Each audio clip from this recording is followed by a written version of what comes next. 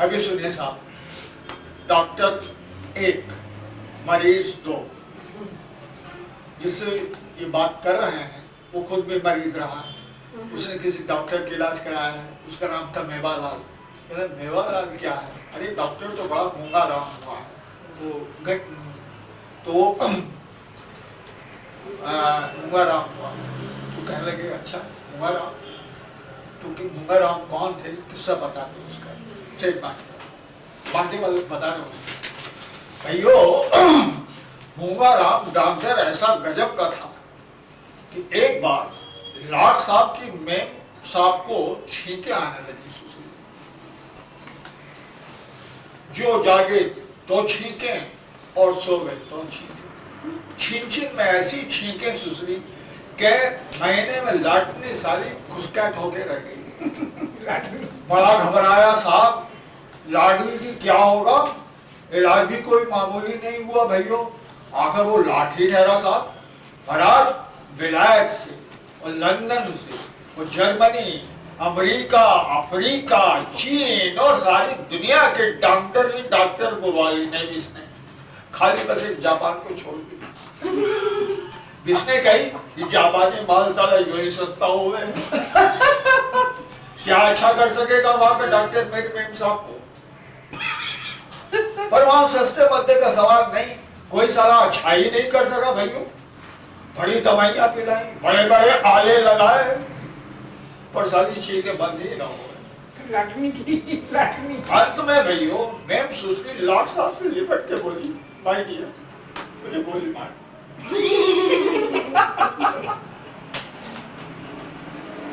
छींको सालियों ने तो मुझे फौक्स कर दिया है। लाट भी साला रोने लगा भैया। अब तू ही बता मेरा प्यारा, और करी क्या सके था। खैर उसने फिर बड़े बड़े सिविल सार्जेंट को बुलाए, वो भी खुशकैट होके लौट गए। फिर वैसे किसी ने खबर देने की हुजूर आगरे में गूंगा राम डॉक्टर रह रहे हैं, बड़े नामी गिरामी, ना हो तो इन्हें भी एक बार बुला के दिखला दो मेम साहब को। लाट साहब ने भैया खट देनी, तार और रेडियो कर देना कि गूंगा राम डॉक्टर को भेजो। रेडियो कर दे। पहुंचे साहब गूंगा राम, जाते ही लाटने की नाक पकड़ी। 2 मिनट देखभाल के गूंगा राम ने कही, जरा एक कैंची मंगा सको साहब। लाटनी सुसुर खुशकैट होके रह गई। मैंने कही कि नाक तो नहीं काटे गए। और लाट साहब भी भैया यही सोचे कि जो नाक कट गई कि नकटी में साली के लिए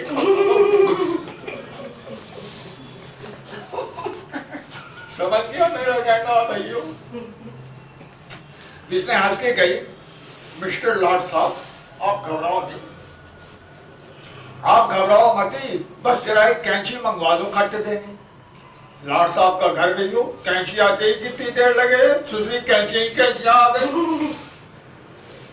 गूंगा राम ने क्या किया ना भैया, नाक में कैंची डाल के एक बाल खींच लेना और सबको दिखा के कही, ये तो साहब ये छींक निकल आई।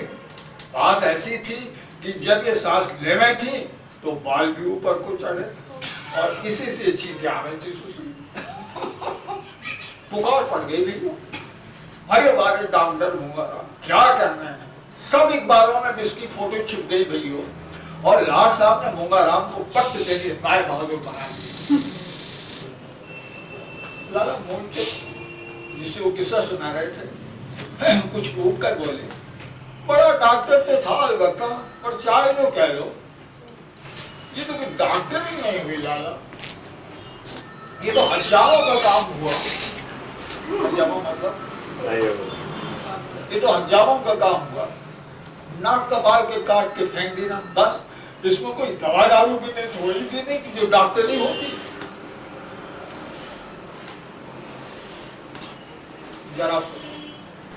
जरा इनकी बातें सुनो भैया लाला मुंशद की, कह रहे डॉक्टर ही नहीं हुई है।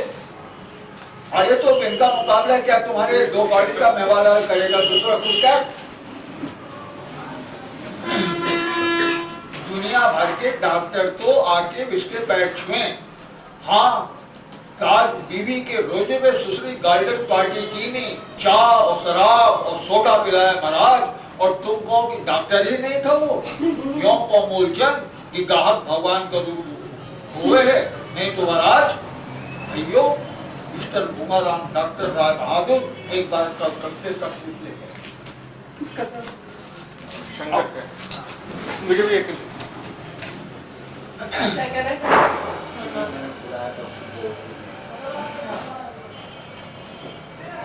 तो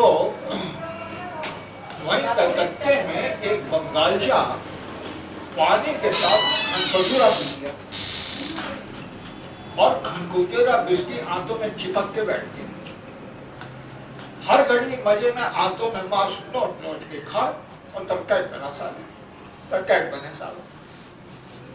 इधर वो बंगाली बाबू दिन पर दिन घुसपैठ होता चला जाए साहब, बड़े बड़े इलाज कराए साहब जिसने, पर वो अच्छा ही ना हो। एक दिन बेचारा बड़े बाजार में खड़ा खड़ा रो रहा था, इतने में मिस्टर मुंगाराम डॉक्टर टमटम पे सैर करने को निकले। किसी ने बता देना मुंगाराम जा रहे हैं। वैसे ही फीस तो इन्हों की बड़ी डबल है, पर मिनटों में चंगा कर सकते हैं। बंगाली बाबू गरीब हो गया था साला इसी बीमारी के पीछे, जिसके पास फीस के रुपए कहाँ थे, पर किसी भी साले को जाने क्या सूझी कि आओ देखा ना तो खट देने जाके बिनों की टमटम क्या गाड़ी ले गया। सहीस ने घोड़े की रास खींची और इसे डांट के गई, अबे क्यों जान दे रहा है उसका, पर वो माने ही नहीं। बोला आप तो डॉक्टर मुंगाराम ही मेरी बांह पकड़े तो उठ सकूं, नहीं तो मर तो रहा ही। बड़ी भीड़ जमा हो गई थी चारों तरफ। डॉक्टर साहब टमटम से उतरे लेने के, क्यों क्या बात है? बंगाली बाबू ने खट से बिन के पैर पकड़ लिए, वहां जो देखे यो हाल है मेरा गरीब पर्वत। आज 6 महीने हो गए, क्या हो गया है मेरे पेट में, जैसे आग ही जले है दिन रात, और मैं तड़पूं साहब इसी में। बाप दादों की जो कुछ थोड़ी बहुत पूंजी थी सब सारी इसी बीमारी फॉक्स करने में, पर कुछ भी नहीं हुआ साहब, मैं तो मर रहा। ये कह दो रोने लगा। मुंगाराम ने कही तो फिर अस्पताल जाओ। इसने कही कि सारी दुनिया तो दौड़ा है साहब, अब तो आप ही के शरण में हो और जो जिंदा रहो। 4 आदमी और इसकी सिफारिश करने लगे कि हुजूर आपका जज्बा आएगा, दवा कर दो इस, दया कर दो इस पे, बेचारा बड़ा दुखी रह गए है। डॉक्टर मुंगाराम को भी भैया कुछ दया आ गई। अरे हाँ, मैंने सोची हजारों अमीरों रईसों से लाखों करोड़ों कमाऊं, एक तो यूं ही सही, जब तक जिएगा जस गाएगा। ये सोच के बिन्ने गई, अच्छा एक छिपकली लाओ पकड़ और एक गोश्त की गोली। फौरन साहब दौड़ के गया और दोनों चीजें लाके हाजिर की। अब मुंगाराम ने बिस बंगाली की आंखों पे पट्टी बांधी, फिर इसे गई अब तू नेक मुंह फाड़ दी। विनय साहब कब देने मुंह फाड़ देना। मुंगाराम डॉक्टर ने अब क्या की तो गोश्त की गोली जो थी सो इसके मुंह में रख दी और छिपकली महाराज अपना शिकार लेने लपकी और फट देने पेट किया था। आ गया भाइयों बंगालचा साला, और 4 आदमी में हाथ मचा उठे क्या ये क्या किया मुंगाराम डॉक्टर ने, इसके पेट में छिपकली उतार दी थी। इतने में क्या हुआ कि छिपकली ने आंतों में पहुंच के सुसरे खनखजूरे को पकड़ा। बड़ा जोर लगाया साहब इसने, महीनों से चिपका हुआ था साला, छोड़े ही आदमी साहब। छिपकली ने भी जोर लगाया और इसे खींच के मुंह में रख लिया। दर्द के मारे बंगाली मां साहब बेहोश हो गए।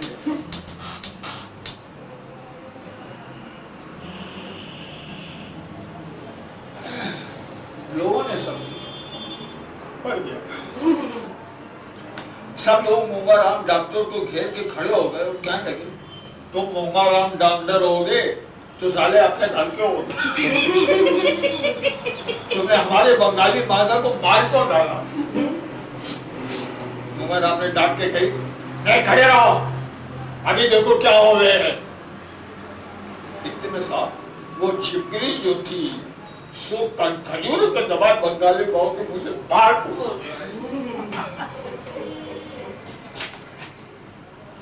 मुंगराम ने सबको दिखा के कही, देखो इसके पेट में खजूरा था, इसी कारण से ये खुशकैट हो रहा था, समझे? अब ये छिपकली इसे निकाल रहा है, जाओ फलानी दवा ले आओ दौड़ के, मैं अभी गहना बना दूं साले को। दिन भर में दवाई पिला के साले को ऐसा तरकाट कर देना कि साला लोग देने खड़ा होके भूख चिल्लाने लगा। भूखा बंगाल बसो रहे भाइयों, साले ने पसेरी भर पूड़ियां खा के फिर जाके इसी टकाई नहीं। तो ऐसे थे मुंगाराम डॉक्टर, राय बहादुर थे हमारा, सिविल लैब पे कोठी है बिनो की, क्या समझे लाला मूलचंद?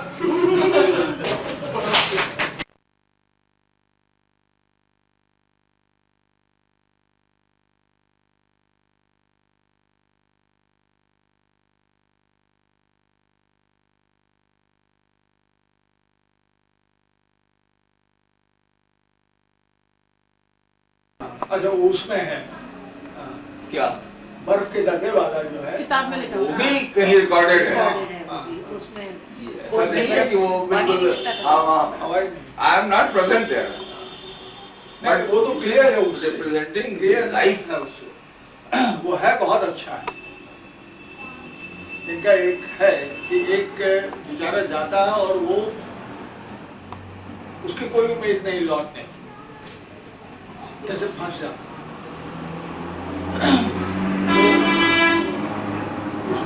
तो किस तरह की उसमें काम करना, ऑब्वियसली अवस्थित तो साथ नहीं था, लेकिन वो सुना हुआ भी नहीं, वो रिकॉर्डिंग कहीं रिकॉर्ड और उस पे आप लिख सकते हैं सत्य घटना पर आधारित। हाँ।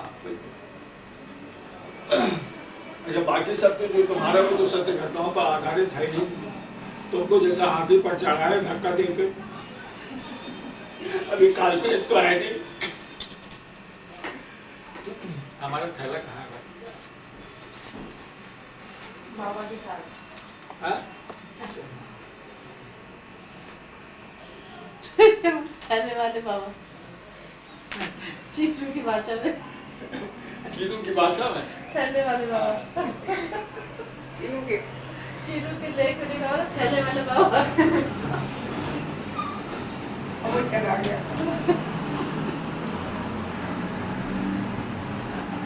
मजा आने लगा। भैया मेरे लिए कह रहे हो और क्या?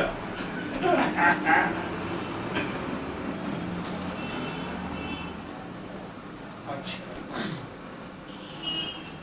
अब सवाल ये है कि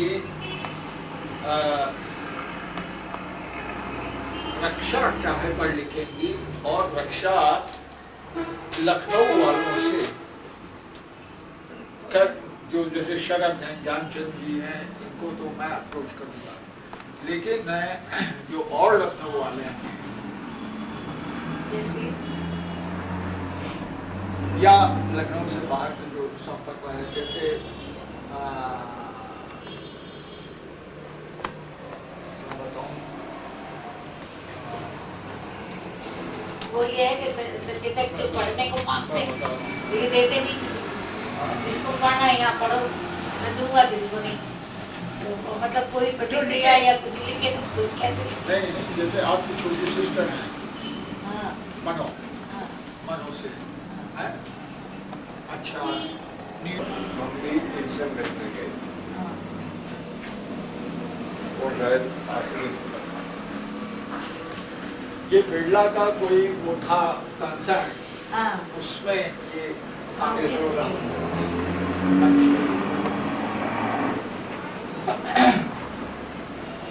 और ये अपनी बेटी को संस्कृत सिखाते थे। इदम किम इदम अंगुष्ठा, वो इतनी सी लड़की, इदम किम इदम अंगुष्ठा, वो उस तरह से संस्कृत अच्छी जानते थे। और मतलब इनके यहाँ साहित्य प्रेमी वो सन 2829 में आर्य समाज का बड़ा विरोध था, तो दुर्गा के पिता ने लीलाधर शास्त्री को प्रश्रय दिया था। वो उनका समर्थन करते थे। वो किस हद तक आर्य समाजी थे ये तो मुझे नहीं मालूम, लेकिन आर्य समाज के प्रचार में उन्होंने सहयोग किया था। और एक बार वाल्मीकि रामायण की कथा कह रहे थे, तो लीलाधर शास्त्री का गला अच्छा, वो श्लोक गाते थे और फिर उसका भाव बताते थे। तो वो कथा इन लोगों की दुकान के सामने और सड़क बढ़ जाती थी।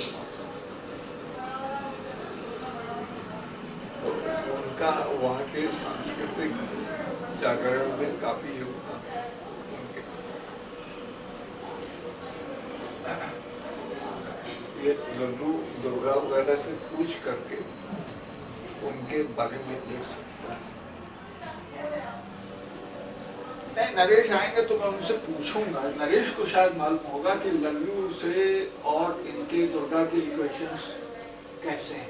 किसके? क्योंकि दुर्गा अलग रहते हैं ना। हाँ, दुर्गा जो है, दुर्गा अलग तो रहते ही हैं। हाँ, उसमें क्या? नहीं मैं वैसे ही जस्ट मैं इनका मतलब ये है कि आपस में संबंध तनाव तो नहीं है। हाँ, नहीं।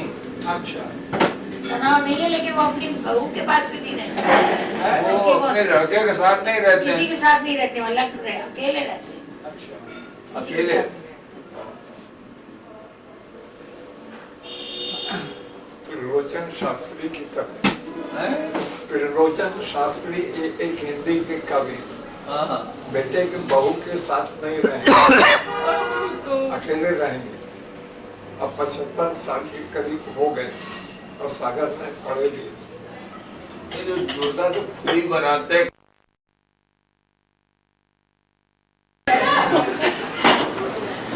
आप तो आइए ना। रोक रोक।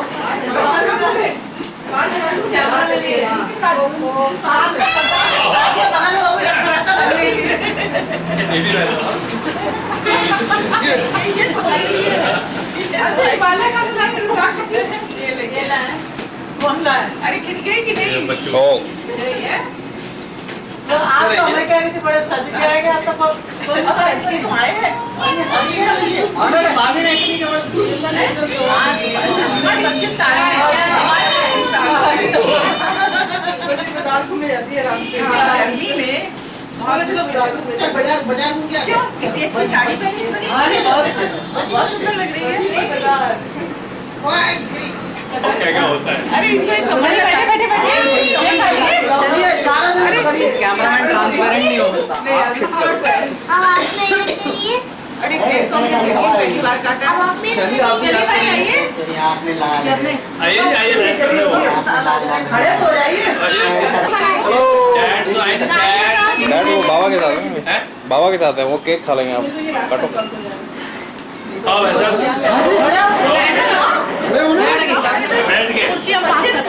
हमारे 33 हुए। नहीं ये एक छोरी आप दोनों एक छोरी। दो आदमी मारेंगे, ऐसा है। दो आदमी मारेंगे, देखो जाओ। हाँ चलो चलो।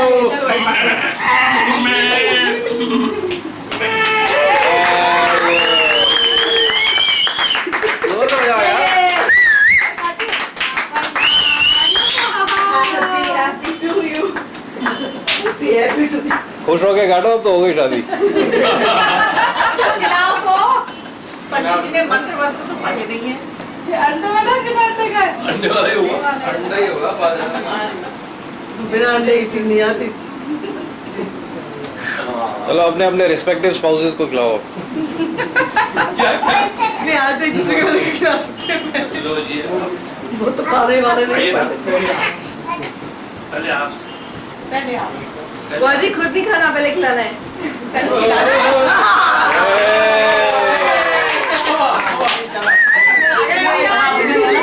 भाई आप तो खिला दो। अरे खाना नहीं खिलाए मैंने। एक आधी पप्पी वगैरह मिले तब बना खिलाओ। नहीं अभी कैमरे में सेंसर हो जाएगा। केक खिला देंगे, देखिए अभी। यहाँ से।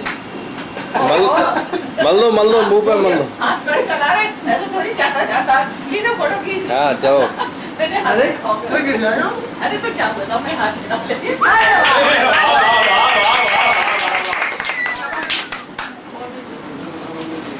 फिर मत कहिएगा कभी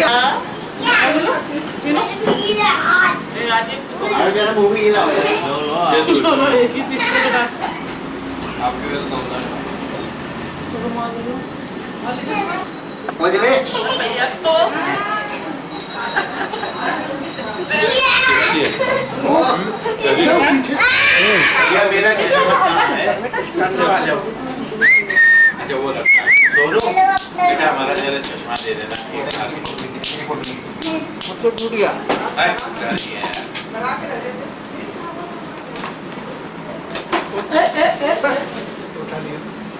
डांस कर दो नाची तुम रोज ना किसको पिला रहे हो? नाची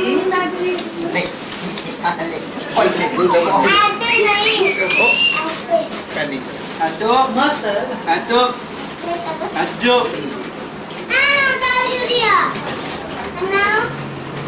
ऊपर मत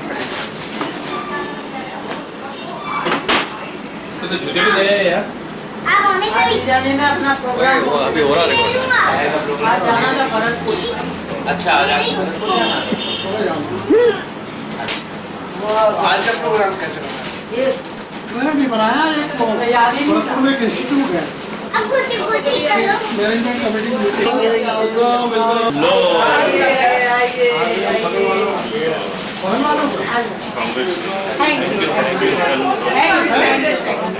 उन्नीस की भी एनिवर्सरी है। 19 की एनिवर्सरी भी आज है। हाँ वो तो मालूम है दादावाड़ी धरने पे आपको भी बहुत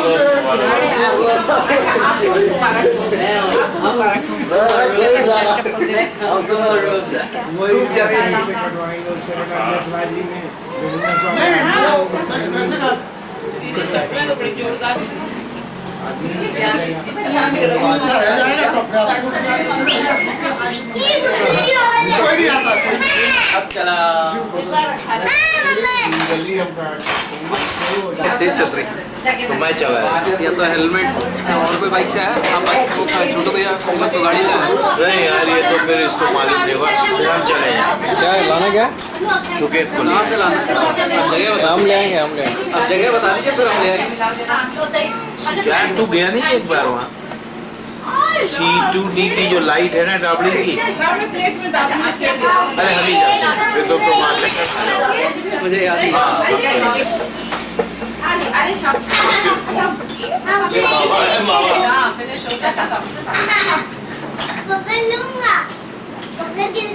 बहुत सारा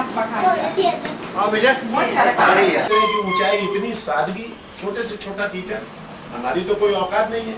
हम जैसे तो लाखों टीचर भी कुछ नहीं कर सकते। हम पढ़ ही ले उनका साहित्य तो बहुत बड़ी सेवा की होगी। उन्होंने हिंदी की सहायता प्राणपण से और राष्ट्रीय एकता और राष्ट्रीयता को केंद्र में रखकर मार्क्सवादी जीवन मूल्यों को चिंतन का मुख्य केंद्र बनाकर उन्होंने लेखन अपना किया है। इसके लिए वो सदियों तक याद किए जाएंगे। आज और आज के 1000 बाद भी वो याद किए जाएंगे। वो दिशा बोधक साहित्य उन्होंने लिखा है। वो कोई जुगाड़ बिड़ाकर कोई अपने चंदा दे दिया और स्वयं ही लोगों को एक मंच बनाया और कहा डॉक्टर रामविलास शर्मा पर प्रहार करना शुरू करो। लगता है वो संशोधनवादी हो गए। वेदों पर लिखने लगे, संगीत पर लिखने लगे, संस्कृति पर लिखने लगे, कला पर लिखने लगे। तो इस प्रकार के जो साहित्यकार हैं उनकी बहुत बड़ी बाढ़ है, जो गुटबंदी के आधार पर आगे बढ़ने की चेष्टा करते हैं। डॉक्टर साहब किसी गुट में शामिल नहीं हुए, घर बैठे साहित्य साधना की। किसी सत्ता नसीब किसी महापुरुष के पास तथाकथित किसी व्यक्ति के पास नहीं गए। जिसको आना हो उनके दरबार में आइए। वहाँ ज्ञान की पिपासा अगर बुझानी है तो बुझाइए। वो ज्ञान पिपासुओं के लिए एक निर्मल नैसर्गिक निर्जर की तरह, पारदर्शी आचार्य जिसे कहते हैं, ट्रांसपेरेंट टीचर और ट्रांसपेरेंट पर्सनैलिटी। मैंने इस रूप में उनको देखा और मैं इतनी बड़ी ऊंचाई का आदमी, मैं उसको देख भी क्या पाऊँ। मूल्यांकन की कसौटियाँ मेरे पास नहीं है। जो कुछ मैं एक सामान्य विद्यार्थी के रूप में जो उनके निकट जाकर अनुभव किया है, उस अनुभव का मैंने वर्णन आपके सामने किया। बहुत बहुत धन्यवाद। खोल दिया वो चिल्लाएगा फिर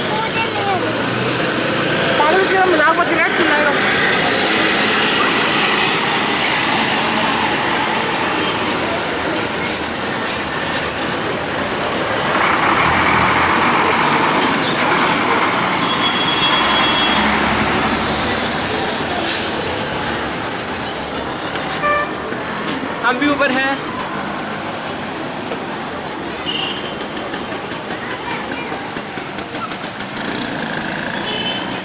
पास में क्या?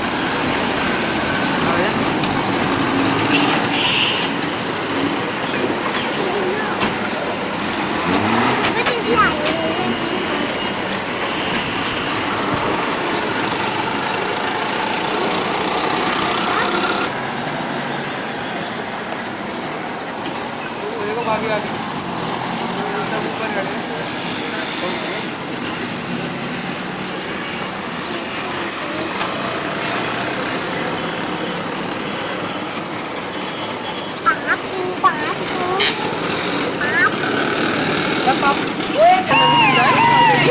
करवाना है वो शंकर को भेजना।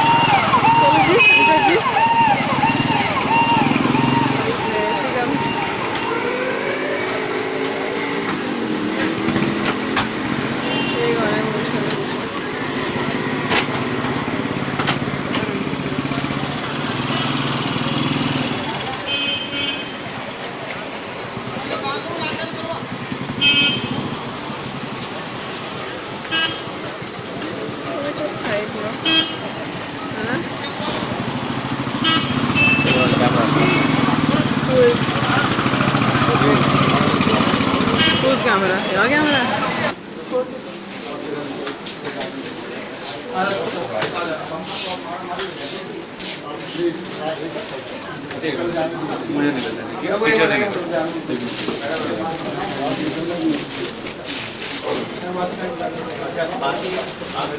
यहीं रुक जाइएगा, एक हिसाब से बहुत भीड़ हो जाएगी तो ज़्यादा कंजेशन नहीं होना चाहिए।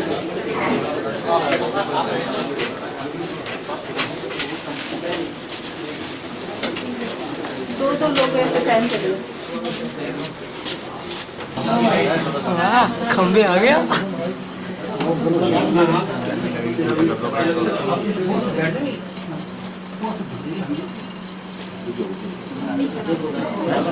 छोटा कमरा है ना, वो भी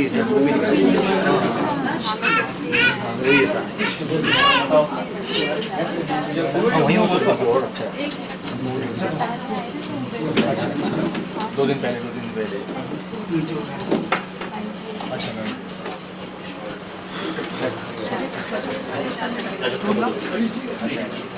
अब थोड़ा ज़्यादा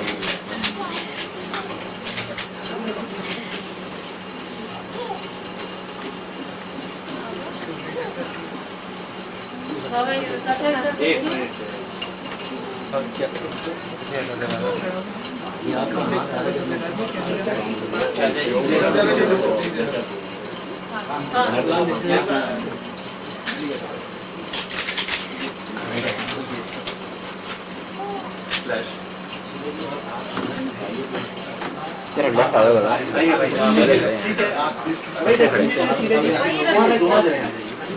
ये पैसा इधर से ऊपर आ जाइए।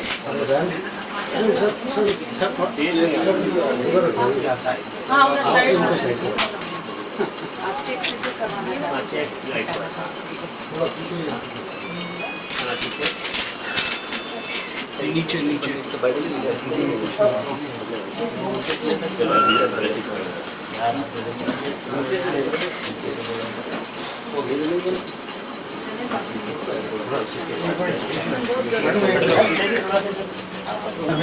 इसके लिए भी आभार प्रकट करता हूँ। धन्यवाद। जय। 2 मिनट का समय अभी और आपका लेंगे। डॉक्टर रामविलास शर्मा जी के सुपुत्र विजय जी जो सम्मान राशि है उसके उपयोग के बारे में निर्देश जारी हो चुके हैं डॉक्टर साहब, उसके संबंध में कुछ बताना चाहिए।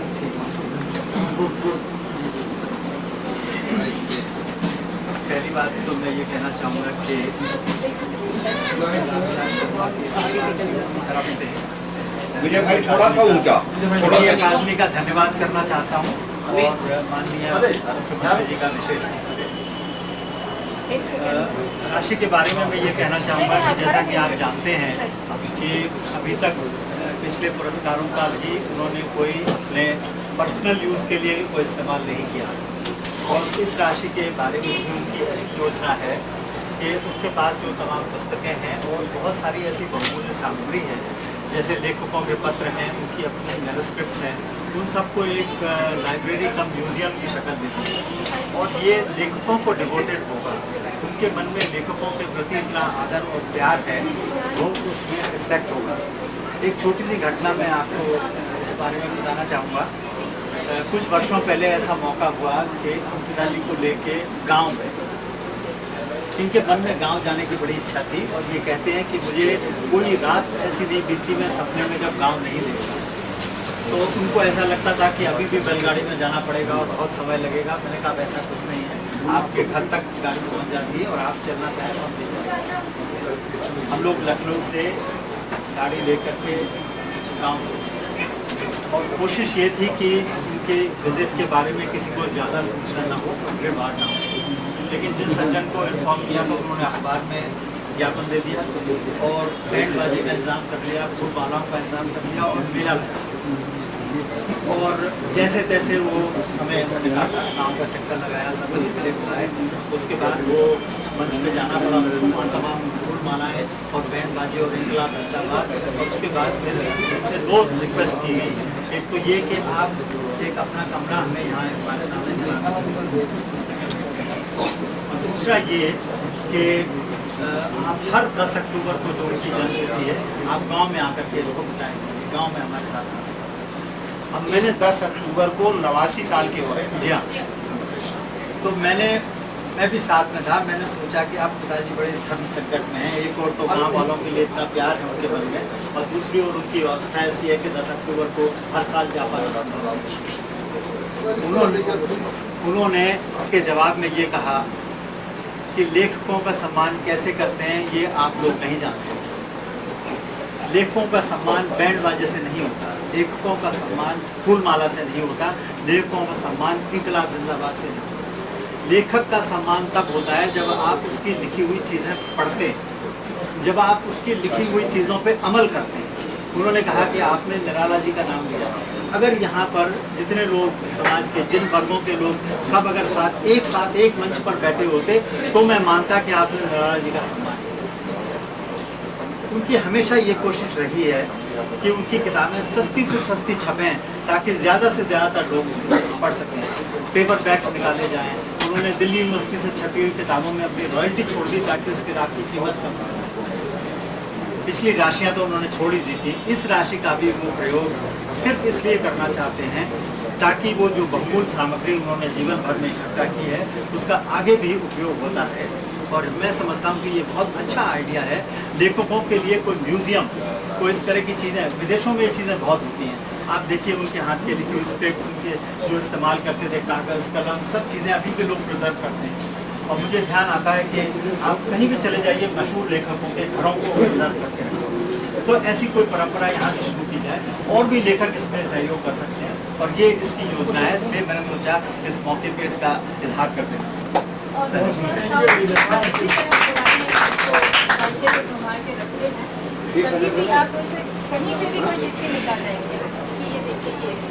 उनका जो अपना सिस्टम है चीज़ों को रखने का, वो एक अपने आप में मिरेकल है। आजकल इतनी मॉडर्न टेक्नोलॉजी है, कंप्यूटर है, ये सब वो सब है, लेकिन वो सब के बिना उन्हें उसी पत्र का जिक्र आता है, वो जा कर के अपने खजाने में से निकालते हैं और हम लोग देखते रह जाते हैं कि ये उसमें से कैसे निकलते हैं। और हिंदी के लिए लगाव इतना है कि अगर आप पत्र में एक आध उसको अंग्रेजी का शब्द लिखते हो तो फिर वो विस्तार से व्याख्या करते हैं कि हिंदी में इसके लिए इतने शब्द हैं, तुम्हें पता होना चाहिए और इसको लिखना। और मैं विज्ञान की छात्रा रही हूँ और मैंने जब अध्यापन कार्य शुरू किया तो मुझे हिंदी पढ़ाने का अवसर दिया गया। तो वो जो है इस बात से बड़े प्रसन्न हुए। फिर मैंने कहा मैं MA हिंदी में कर लेती हूँ। तो वो बोले कि ऐसा है, विज्ञान की छात्रा हो के हिंदी अच्छा लिखती हो तो ये तो बड़ी गौरव की बात है। और अगर तुम हिंदी में MA करके करोगी तो फिर क्या बात है। इसलिए तुम इतनी अच्छी हिंदी लिखती हो, इसको अपनी प्रतिभा को बुझने मत देना। और उन्होंने हिंदी लिखने के लिए इतना अत्यधिक मतलब प्रेम उनका जो हिंदी का है। गौर साहब एक वाक्य में आप सबको धन्यवाद दे दीजिए। मैं सभी साहित्यकारों को, माननीय मुख्यमंत्री जी को, दिल्ली के शिक्षा मंत्री विजय जी को और दिल्ली न्यायमंत्री को, सभी सदस्यों को डॉक्टर रामविलास शर्मा जी को सम्मानित किया है, इसके लिए आभार व्यक्त करता हूँ। डॉक्टर रामविलास शर्मा जी ने जो हिंदी अकादमी का गौरव बढ़ाया है, सम्मान स्वीकार करके, उसके लिए मैं उनका और उनके परिवारजनों का सभी का आभार व्यक्त करता हूँ।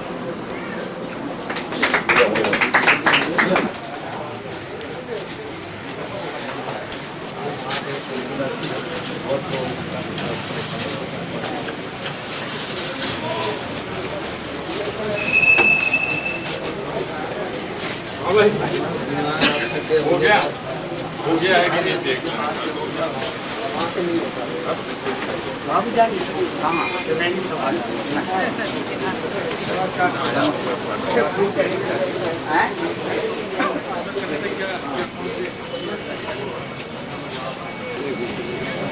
निकलो निकलो आगे निकलो।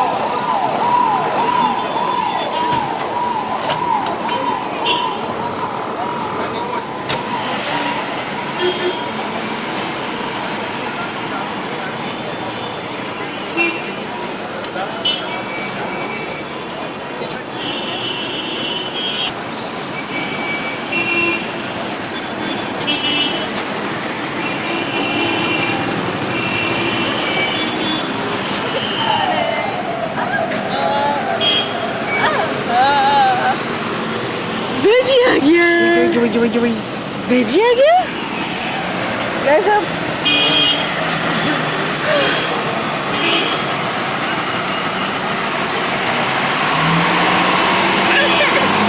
मम्मी क्या है मम्मी है ही नहीं मम्मी नहीं अरे अपनी दोनों की दोस्ती कायम रखना दोनों से कहा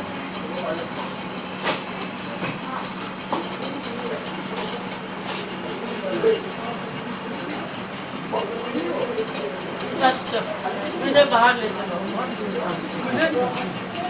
या वो हो गया भाई तो बोलना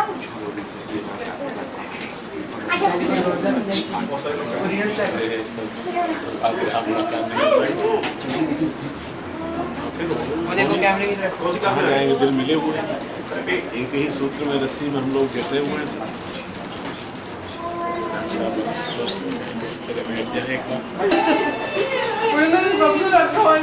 थैंक यू छोला मैंने इकट्ठा बना तो ये पानी करते हो बट इट्स अमेजिंग देखो मैं नहीं आता चिन्ने हाउ कुड यू मैं तो शीला को शुरू में भी पानी पिलाना खड़े हो शूट हो रही है शूट हो रही है भाई नीचे बैठ जाओ ना आप बैठ जाओ ना छुट्टी तो ले आओ कोई नहीं फर्क पड़ता कोई नहीं हम रिलीज नहीं करेंगे टेप छुट्टी ढूंढ नहीं पड़ेगी पता नहीं है कहाँ सफेद आपसी कमरे में पड़ी व्यापारी इसके विरोध में है मगर है कि पाकिस्तान की वजह से